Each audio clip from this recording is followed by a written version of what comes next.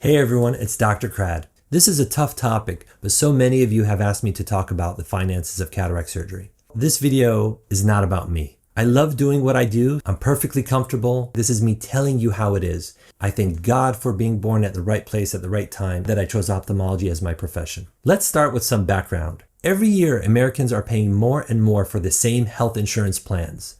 Since graduating school, I've been paying for my own health insurance. And so as a patient, I see how much the prices go up every year.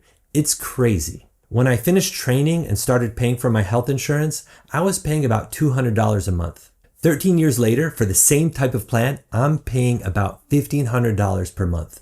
Looking back, things seemed really cheap, but year after year, the prices have skyrocketed. It was just open enrollment time in the United States, which is when you can choose a new health insurance plan. I'm keeping my same plan, but the cost of this plan has risen by 25% in just 1 year. That's just from 2024 to 2025. I don't understand how the average Joe or average Jessica can afford it. As a patient, it's crazy. And I have a unique perspective since I also see it from the doctor's side. As a doctor 13 years ago, I was getting paid roughly $700 to fix a patient's vision with cataract surgery. This was the physician fee. This would cover all the office staff, all the office visits with your doctor for 90 days after surgery. Over the years, with more than a 5-fold increase in patient premiums, increasing costs to provide care, and increasing inflation, one would think that my reimbursement as a surgeon would go up, right? But no, every year your doctor, at least your cataract surgeon, is getting paid less and less for performing the same procedure. But if patients are paying more for health insurance, and your doctor isn't getting it, then where's it going? Who's taking it? I looked up some stats recently, and these are crazy. Do you know that out of every $10 spent in healthcare in the United States, $1 makes it to a doctor or doctor's office? Where does the other $9 go? There must be middlemen siphoning the money. Who are these middlemen? Where's the money going? Do you know in the United States, there are approximately 10 healthcare administrators for each doctor there is? 10 executives per doctor. Extremely high administrative costs, lack of price controls with pharmaceutical companies, insurance companies, hospitals, and legal expenses. We spend way more on legal defense in the United States than in any other country. These corporations and middlemen are in bed with Washington. So if the United States wants to cut healthcare spending, the path of least resistance is for them to cut physician reimbursement. What in the world are the doctors going to do? Abandon their patients? So that's what they do. They cut physician reimbursement. And guess what? It has done nothing to decrease U.S. healthcare expenditure. Patients are still paying more and more every year. The U.S. is spending more than ever. Meanwhile, patients and their doctors are getting screwed. How does this foster a good healthcare system? We are in a pressure cooker that wants to burst. The majority of doctors would never consider abandoning their patients. So what can a doctor do? The cost of rent, food, groceries, electricity, office supplies, office staff, liability insurance have all been increasing. Normally, when a business sees a rise in expenses by, let's say, 10%, they can increase their prices by 10% to help cover those expenses. But in medicine, things are very different. Your ophthalmologist can't just increase the prices of covered services by 10% to compensate. This is dictated by health insurances, by Medicare, and reimbursement is decreasing every year. Does one drop insurance? Patients depend on insurance. So no, one way your doctor will adapt is to see more patients in the same allotted time. This is easier than dropping insurance altogether because most cataract patients depend on their insurance. Otherwise, healthcare in the United States is way too expensive. And most ophthalmologists take insurance because they need to. They wouldn't be able to make a good living without taking insurance. How can you compete in a marketplace where everyone takes insurance but you? If your target patient population are all insured and your services are covered by insurance, then taking insurance isn't really a choice. Imagine a new grad who just finished ophthalmology residency and is now excited to start helping patients. They want to give people excellent vision by performing cataract surgery. Most cataract patients are 65 and older and have Medicare, and cataract surgery is a covered service by health insurance. How can that new doctor, who no one in the community knows, who needs to pay off their debt and support their family, opt out of Medicare when most patients with cataracts have Medicare? It's so risky. And if you do opt out of Medicare, you need to stay out for at least 2 years before they will let you back in. That's why 99.9% of cataract surgeons accept Medicare. What does your doctor make for cataract surgery?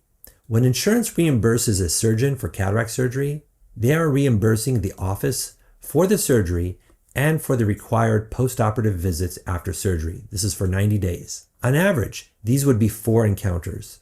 The day of surgery, the day 1 after surgery, week 1 after surgery, and a month after surgery. The insurance's payment for the surgeon includes all 4 visits and is supposed to cover all expenses incurred by the surgeon. So he will have to pay for his office supplies, his diagnostic equipment, his office staff, the people at the front desk who checked you in, the certified technician who worked you up at each visit, the staff that got your insurance approval for surgery, and the surgery scheduler who spent so much time with you going over instructions, surgery options, and coordinating your surgery day and post-op care. The physician fee payment is supposed to encompass everything. Here are actual payments made by insurance companies for cataract surgery. These are recent numbers. If you're wondering how some payments can be zero, that is from capitated plans, which means the insurance gives a flat fee for taking care of patients, whether or not you perform surgery. As you can imagine, there's a financial incentive for surgeons to avoid doing surgery, which in the real world results in many patients being denied surgery they need. But it's the responsibility of the surgeon to operate on these patients, whether they will receive an additional payment or not. And so that's why I have a lot of these zero payment surgeries.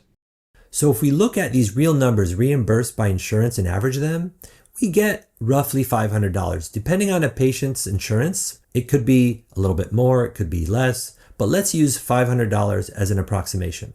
To find out what your doctor takes out of this, we need to subtract practice expenses, which includes the staff, rent, and equipment. We'll call it overhead. Let's look up the average overhead for an ophthalmology practice. Let's take the average overhead for an ophthalmology practice and use 60%. For fancy practices and nice areas, it can be more, and for rural areas, it can be less. But let's use an average of 60%. So $300 goes to keeping the office open with working equipment, lights on, and staff employed. That leaves $200 left for the surgeon. Over 4 visits, which includes the surgery and 3 post-op visits on average, that comes to $50 a visit. But keep in mind, that's before paying tax, of course. After seeing thousands of patients and performing thousands of procedures, your surgeon can still generate a healthy income. If they are lucky, maybe they have helped enough people to push them into a 40% tax bracket. So out of the $50, the surgeon is going to pay $20 to our government, which of course they will spend responsibly. It is what it is. So your surgeon's net takeaway was about $30 per visit, or a total of $120. Some of you may be shocked, and others may think that's plenty. You can be the judge. I'm just telling you how it is. Like I said, I'm comfortable, so no matter how you feel, don't feel sorry for me. If I retired today, tomorrow I would perform cataract surgery because I enjoy it and I love how it makes patients feel. If cataract surgery is only getting more advanced and more expensive to perform, why is the reimbursement so low? One of the arguments for low cataract surgery reimbursement is that cataract surgery can be performed fairly quickly. Sure, cataract surgery can be quick, but the stakes are just as high now as they have ever been. A patient's vision is on the line. Should inefficiency be rewarded? If a flight takes 10 hours to get to London, but I can get you there in 1 hour, that is a value add and should be reimbursed more for the excellent performance. One can argue either way, but if anything, the time it takes should be irrelevant. Let's say you bought a brand new iPhone and it cost you $1,000. It takes the cashier only a few seconds to hand it to you upon purchase. It would be crazy to argue that the cost is not justified because it only took the cashier 10 seconds to hand the phone to you. Why does it cost so much? It only took them 10 seconds to give it to me. The phone costs $1,000 because of the R&D to develop that phone over many years. Similarly, performing cataract surgery takes more than a decade of training. That's the R&D. And delivering excellent results may seem quick for the patient, but it's not quick for the surgeon. Countless hours of R&D to deliver the finished product, and after decades of mastery, your doctor will get paid less for providing a better and more efficient service. The surgery time or transaction time should be irrelevant. So, when expenses go up, cataract surgeons have no leverage with insurances to increase reimbursement. If I want to increase revenue to the office to counter the increasing overhead, I need to see more patients in the same amount of time, assembly line style. Patients will feel like cattle, and I don't want that.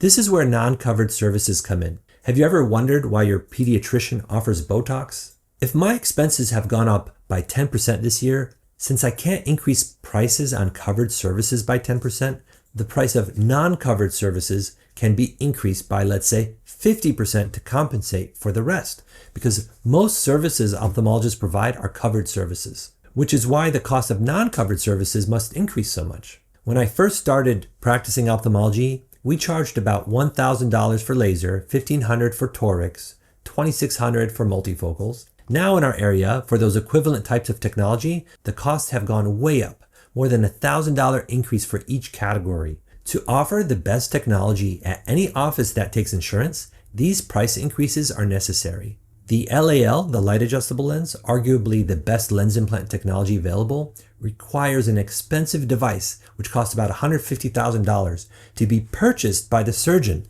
The insurance won't buy this for any surgeon to use on patients. And the LAL requires additional office visits and staff time that health insurances won't compensate for. Many surgeons want to offer this technology to patients, but this device needs to pay itself off during its life cycle. What if the technology is obsolete in a few years because something else much more advanced comes along? It can be a risky purchase, so we need to generate enough revenue within a year or two to make it worthwhile before the next big advancement in technology comes along. Patients sometimes ask me if I think the lens prices will come down next year. Maybe they should postpone their surgery till next year. But from experience, I tell them that this is probably as cheap as it will be, and I think the prices for non-covered services are going to get higher. So what's the solution? And my honest answer is I don't know. Leave your thoughts in the comment section down below. I hope you found this video helpful. I'll catch you on the next one. Peace.